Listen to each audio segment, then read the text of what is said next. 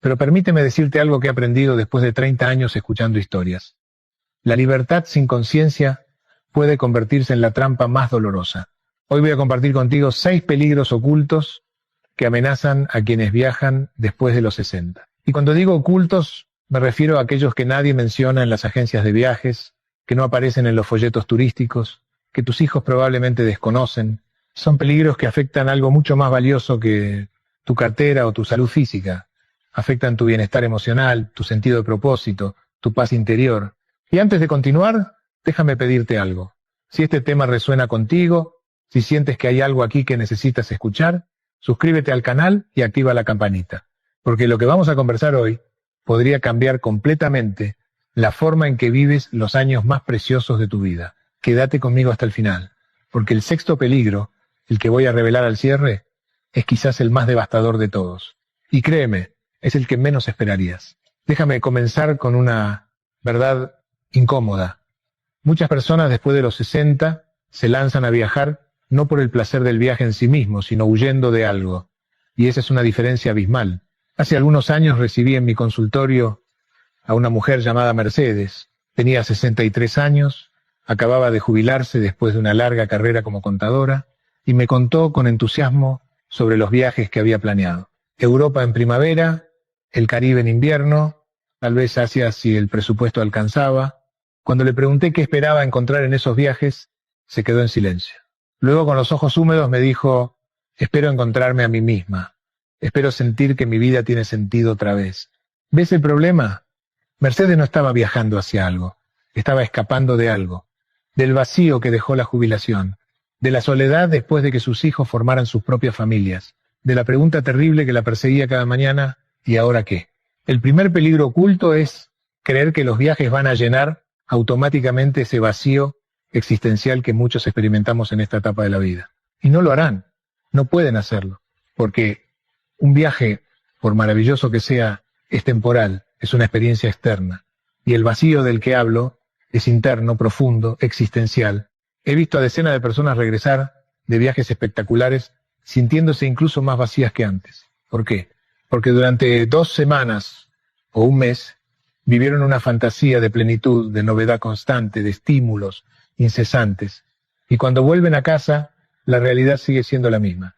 El vacío sigue ahí, esperando. Y ahora además tienen que lidiar con la decepción de que ni siquiera el viaje soñado logró llenar ese hueco. Entonces, ¿qué hacer? ¿Significa esto que no deberías viajar? Para nada. Significa que antes de hacer las maletas, necesitas hacer un trabajo interno. Necesitas preguntarte con honestidad brutal: ¿por qué quiero viajar realmente? ¿Estoy buscando algo afuera que solo puedo encontrar adentro? Piensa en esto.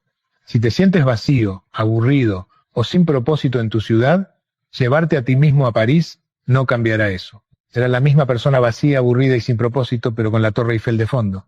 El escenario cambia, pero tú sigues siendo tú. Lo que necesitas primero es reconectar con tu vida actual, encontrar significado donde estás ahora, cultivar relaciones profundas, desarrollar intereses genuinos, construir una rutina que te nutra. Y cuando hagas eso, cuando tengas una vida plena aquí, entonces sí, los viajes se convertirán en lo que deberían ser. Una extensión de esa plenitud, no un intento desesperado de crearla. Viaja desde la abundancia, no desde la carencia. Viaja para añadir experiencias a una vida que ya es rica, no para compensar una vida que sientes pobre. Esa es la diferencia entre un viaje que te enriquece y uno que te deja aún más perdido. Y hay algo más que necesitas saber sobre este peligro, algo que te revelaré más adelante, porque está íntimamente conectado con el 6º peligro, ese del que te hablé al principio. Así que mantente atento. Ahora hablemos de algo que casi nadie identifica como un problema: la adicción a viajar. Sí, escuchaste bien, adicción. Y no uso esa palabra a la ligera. Como psicoterapeuta, he visto cómo ciertos comportamientos que la sociedad aplaude pueden convertirse en formas de evasión tan peligrosas como cualquier otra adicción. El síndrome del viajero compulsivo funciona así. Regresas de un viaje y en lugar de integrar esa experiencia, de procesarla, de permitir que enriquezca tu vida cotidiana, inmediatamente empiezas a planear el siguiente. Vives en un estado de constante anticipación del próximo escape. Tu vida real se convierte en el intermedio incómodo entre viajes. Conocí a un hombre, Roberto, que después de jubilarse se propuso visitar 50 países antes de cumplir 70. Parecía un objetivo admirable, ¿verdad? El problema era que Roberto nunca estaba realmente presente. Cuando estaba en Tailandia, ya estaba investigando sobre Marruecos. Cuando estaba en Marruecos, ya reservaba vuelos a Vietnam. Coleccionaba destinos como timbres postales, pero no vivía realmente en ninguno de ellos. Un día su hija me llamó preocupada. Me dijo que su padre se había perdido el nacimiento de su primer nieto porque coincidía con un viaje a Noruega que había planeado meses atrás. Y cuando ella le expresó su tristeza, Roberto respondió: «Ya tendré tiempo de conocerlo cuando vuelva. Esta oportunidad de ver las auroras boreales no se repite». ¿Ve la inversión de prioridades? El viaje se había convertido en la vida real y la vida real en una interrupción molesta. Este peligro es especialmente insidioso porque la sociedad lo celebra. Tus amigos te envidian, tus conocidos te admiran, acumulas fotos para redes sociales que generan cientos de likes, pero detrás de esa fachada de vida aventurera puede haber una persona que ha perdido la capacidad de estar quieta, de habitar su propia vida, de encontrar magia en lo ordinario. La pregunta que debes hacerte es esta: ¿puedo estar 6 meses sin viajar y sentirme igualmente pleno? ¿Puedo disfrutar de un domingo tranquilo en casa sin sentir ansiedad o aburrimiento? ¿Puedo estar presente en los cumpleaños, las reuniones familiares, los momentos cotidianos que construyen relaciones profundas? Porque aquí hay algo que necesitas entender. Las relaciones significativas se construyen en la repetición, en la constancia, en los pequeños momentos compartidos a lo largo del tiempo. No en las postales que envías desde lugares exóticos. Tus nietos no te recordarán por los países que visitaste. Te recordarán por las tardes que pasaste con ellos, por las historias que les contaste, por tu presencia constante en sus vidas. No estoy diciendo que debas dejar de viajar. Estoy diciendo que examines honestamente tu relación con el viaje. ¿Es un placer que añades a tu vida? ¿O es una necesidad compulsiva que está reemplazando tu vida? Hay una forma de saberlo. Intenta este ejercicio. Quédate en casa durante 3 meses. No planees ningún viaje. Dedícate a profundizar en tus relaciones locales, a desarrollar un hobby que requiera constancia, a ser parte activa de tu comunidad. Si al final de esos 3 meses te sientes más conectado, más presente, más tú mismo, entonces sabrás que tu relación con el viaje es sana. Pero si esos 3 meses fueron una tortura, si viviste contando los días para poder escapar otra vez, entonces hay un problema que necesitas atender. Y créeme, este peligro se conecta de formas que no imaginas con lo que voy a contarte al final. Así que no te vayas todavía. El tercer peligro: la trampa de la comparación constante. Vivimos en la era de las redes sociales y esto ha transformado completamente la experiencia de viajar, especialmente para nuestra generación, que no crecimos con esta tecnología pero ahora estamos inmersos en ella. El tercer peligro oculto es este: convertir el viaje en una competencia de experiencias. Mira, te voy a contar algo que veo constantemente. Personas que viajan no para vivir el viaje, sino para documentarlo, para demostrarle a otros que están viviendo la vida al máximo, para proyectar una imagen de felicidad, aventura, juventud. Recuerdo una paciente, Clara, que pasó 3 semanas en Italia. Cuando regresó, esperaba verla radiante, llena de historias, transformada por la experiencia. En cambio, llegó a mi consultorio agotada y frustrada. Me confesó que había pasado más tiempo buscando el ángulo perfecto para las fotos, eligiendo los filtros adecuados, pensando en los pies de foto ingeniosos, que realmente disfrutando de estar ahí. Me dijo algo que me rompió el corazón. Estaba en la Capilla Sixtina, y en lugar de mirar hacia arriba, hacia esos frescos que Miguel Ángel tardó años en pintar, estaba mirando hacia abajo, hacia mi teléfono, asegurándome de que la foto quedara bien para Instagram. Me perdí completamente el momento. Y cuando miro esas fotos ahora, no siento nada, porque no estuve realmente ahí. Pero hay algo aún más doloroso en esta trampa de la comparación. No solo te impide estar presente en tu propio viaje, sino que te roba la alegría al compararte constantemente con los viajes de otros. Ves las fotos de tu amiga en las Maldivas y tu viaje a la costa local de repente parece insignificante. Ves a tu vecino en un safari en África y tu excursión al parque nacional cercano ya no se siente especial. Estás en un hermoso pueblo de montaña, pero en lugar de apreciar la tranquilidad y la belleza, estás pensando que no es tan impresionante como el pueblo de los Alpes que tu primo publicó la semana pasada.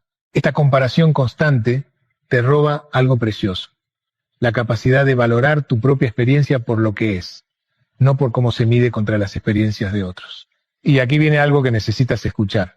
La mayoría de lo que ves en redes sociales es una mentira cuidadosamente construida. La gente publica el momento perfecto, no las 6 horas de retraso en el aeropuerto. Comparten la foto en el restaurante elegante, no la discusión que tuvieron después sobre el precio de la cuenta. Muestran la sonrisa en la playa, no el dolor de espalda que los mantuvo despiertos toda la noche. Estás comparando tu realidad completa con la fantasía editada de otros. Y es una batalla que nunca puedes ganar. Entonces, ¿qué hacer? Primero, establece límites claros con la tecnología durante tus viajes. Hay momentos en los que el teléfono debe estar guardado, cuando estás en un lugar sagrado, cuando compartes una comida especial, cuando contemplas un atardecer. Ese momento es solo tuyo. No necesita ser compartido para ser valioso. De hecho, es más valioso cuando no lo compartes, cuando lo guardas como un tesoro personal. Segundo, cuestiona tu necesidad de validación externa. ¿Por qué necesitas que otros sepan dónde estás, qué estás haciendo, qué estás experimentando? No es suficiente que tú lo sepas. No es suficiente que tú lo vivas. Y tercero, practica la gratitud activa por tu propia experiencia, sea cual sea. Si estás en un hotel de 3 estrellas, agradece que tienes un lugar seguro donde dormir. Si tu comida no es gourmet, agradece que tienes comida. Si el paisaje no es de postal, encuentra la belleza única que ese lugar específico ofrece. Porque al final del día, cuando seas realmente mayor, cuando mires hacia atrás en tu vida, lo que importará no serán los likes que recibiste en tus fotos. Será si realmente viviste esos momentos, si realmente estuviste presente, si realmente dejaste que esas experiencias te tocaran y te transformaran. Y esto nos lleva más cerca de ese sexto peligro que mencioné, porque todo esto que estamos hablando está construyendo hacia una verdad más profunda que necesito compartir contigo. Pero antes, hay más que necesitas saber. El cuarto peligro, el mito de la juventud recuperada. Este es uno de los peligros más seductores y al mismo tiempo más dolorosos. La idea de que viajar después de los 60 te devolverá la juventud que perdiste. Déjame ser directo contigo. Viajar no te hace más joven. Y buscar la juventud perdida es perseguir una fantasía que solo puede terminar en decepción. He visto a muchas personas embarcarse en lo que yo llamo viajes de negación. Son aquellos viajes donde intentas hacer todo lo que no hiciste cuando tenías 20 o 30 años. Mochilero por Europa, fiestas hasta el amanecer, deportes extremos, hosteleros compartidos con 20añeros. Hace un tiempo, un hombre llamado Armando vino a verme después de regresar de lo que él llamaba su viaje de liberación por el sudeste asiático. Tenía 67 años y había decidido hacer el mismo itinerario que su hijo había hecho 20 años atrás. Quería demostrar que la edad es solo un número. Regresó con 3 lesiones, una infección estomacal grave y algo mucho más serio, una profunda sensación de fracaso. Me dijo, con lágrimas en los ojos, me di cuenta de que no tengo 20 años y me odié por ello. Me sentí viejo, obsoleto, fuera de lugar. Los chicos del hostal eran amables, pero me veían como una curiosidad, como el señor mayor que aún intenta. No recuperé mi juventud. Solo me enfrenté brutalmente a mi edad. Aquí está la verdad dura. Tienes 60 años, o más. Y eso no es algo que debas lamentar o intentar negar. Es algo que debes honrar. Tus 60 años o más vienen con sabiduría que no tenías a los 20. Con una perspectiva que solo dan las décadas vividas. Con una capacidad de apreciar matices que los jóvenes no pueden ver. Con una libertad que viene de ya no tener que demostrarle nada a nadie. Pero cuando viajas intentando ser joven otra vez, desperdicias todas esas cualidades preciosas, te reduces a una imitación patética de algo que ya no eres, en lugar de celebrar plenamente lo que sí eres. Los mejores viajes después de los 60 no son aquellos donde finges tener otra edad, son aquellos donde viajas exactamente desde quien eres ahora, donde aprovechas tu madurez, tu paciencia, tu capacidad de ir más despacio y ver más profundo. Tal vez no puedes caminar 8 horas por el Camino de Santiago, pero puedes hacerlo en etapas más cortas y realmente conversar con las personas que conoces en el camino. Tal vez no puedes quedarte en un hostal compartido, pero puedes permitirte un pequeño hotel con encanto y disfrutar de la privacidad para reflexionar sobre tus experiencias. Tal vez no puedes hacer paracaidismo, pero puedes sentarte en la cima de una montaña y contemplar el paisaje con una profundidad que ningún veinteañero puede alcanzar. ¿Ves la diferencia? No estás haciendo menos, estás haciendo diferente. Estás viajando desde tu verdad, no desde una fantasía de quien ya no eres. Y aquí hay algo importante que necesitas entender. La juventud que tuviste ya cumplió su propósito. te formó, te enseñó, te trajo hasta aquí. Pero ya pasó, y está bien. Porque lo que tienes ahora, si lo aceptas y lo honras, es igual de valioso, solo que es distinto. Deja de intentar recuperar lo que se fue, empieza a celebrar lo que tienes, viaja como la persona sabia, experimentada, profunda que eres ahora, no como la persona inquieta, insegura y superficial que eras entonces.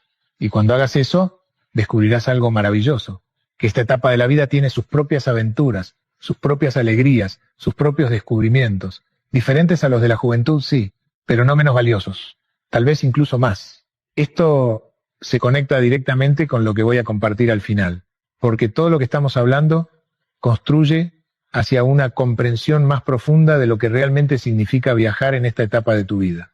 Así que quédate conmigo. Aún hay más que necesitas saber antes de llegar a esa revelación final. Ahora vamos a hablar de algo que muchos no anticipan. Cómo viajar puede, paradójicamente, intensificar la soledad en lugar de aliviarla. Esto es especialmente cierto si viajas solo o si has perdido a tu pareja y viajas por primera vez sin ella. La soledad es una de las grandes epidemias de nuestra era, particularmente después de los 60. Y muchas personas creen erróneamente que viajar es la cura. Piensan que conocerán gente nueva, que harán amigos, que se sentirán conectados con el mundo. La realidad es mucho más compleja. Tuve una paciente, Beatriz, que decidió hacer un crucero por el Mediterráneo 6 meses después de que su esposo falleciera. Me dijo que no soportaba estar sola en casa, rodeada de recuerdos, y que necesitaba salir al mundo y estar entre gente. Regresó más sola que nunca. Me contó que cada pareja mayor que veía en el barco era un recordatorio doloroso de lo que había perdido. Que las conversaciones superficiales con otros pasajeros la hacían sentir aún más aislada, porque nadie realmente la conocía, nadie entendía su dolor. Que estar en lugares hermosos sin poder compartirlos con su compañero de vida hacía que esos lugares se sintieran vacíos y sin sentido. Me dijo algo que nunca olvidaré. Pensé que la distancia me alejaría de mi dolor, pero lo que hizo fue alejarme de las únicas personas que realmente me conocen y me pueden sostener en este momento. Estuve rodeada de gente pero completamente sola. Este es el quinto peligro. Viajar puede crear una ilusión de conexión mientras simultáneamente te aísla de tus verdaderas redes de apoyo. Cuando viajas, las interacciones que tienes son típicamente superficiales. Conversaciones agradables pero sin profundidad. Conocidos momentáneos que nunca volverás a ver. Es lo que yo llamo conexión de aeropuerto. Mucha gente alrededor pero ninguna relación real. Y si estás pasando por un momento difícil en tu vida, si estás lidiando con una pérdida, con una crisis existencial, con miedo sobre el envejecimiento, esas conexiones superficiales no solo no ayudan, sino que pueden hacer que te sientas aún más solo. Porque la soledad no es la ausencia de gente, es la ausencia de conexión genuina. Puedes estar en medio de una multitud y sentirte profundamente solo. Y puedes estar en tu casa con un solo amigo cercano y sentirte completamente acompañado. Entonces, ¿qué hacer si viajas solo o si estás en un momento vulnerable de tu vida? Primero, reconoce que viajar no va a resolver tu soledad. No esperes que lo haga. Si te sientes solo en casa, probablemente te sentirás solo viajando. El escenario cambia, pero tu estado interno permanece. Segundo, si decides viajar estando en un momento difícil, mantén el contacto cercano con tu red de apoyo en casa. Llama a tus amigos cercanos. Habla con tu terapeuta por videollamada. Comparte lo que realmente estás sintiendo, no solo las fotos bonitas. Tercero, considera viajes que faciliten conexiones reales. Viajes con grupos pequeños que comparten un interés específico. Retiros donde hay tiempo y espacio para conversaciones profundas. Lugares donde puedes quedarte el tiempo suficiente para desarrollar relaciones con gente local, no solo pasar rápidamente como turista. Y cuarto, antes de hacer las maletas, pregúntate, ¿estoy huyendo de la soledad o estoy cultivando la capacidad de estar bien conmigo mismo? Porque hay una enorme diferencia. Aprender a estar solo sin sentirse solo es una de las habilidades más importantes de esta etapa de la vida. Y se desarrolla no escapando de ti mismo, sino encontrándote. No llenando cada momento con estímulos externos, sino aprendiendo a disfrutar de tu propia compañía. Cuando puedes estar en tu casa, en silencio, contigo mismo, y sentirte en paz, entonces estás listo para viajar solo de manera saludable. Pero si estás huyendo de ese silencio, de esa soledad, el viaje solo será una postergación temporal del trabajo interno que necesitas hacer.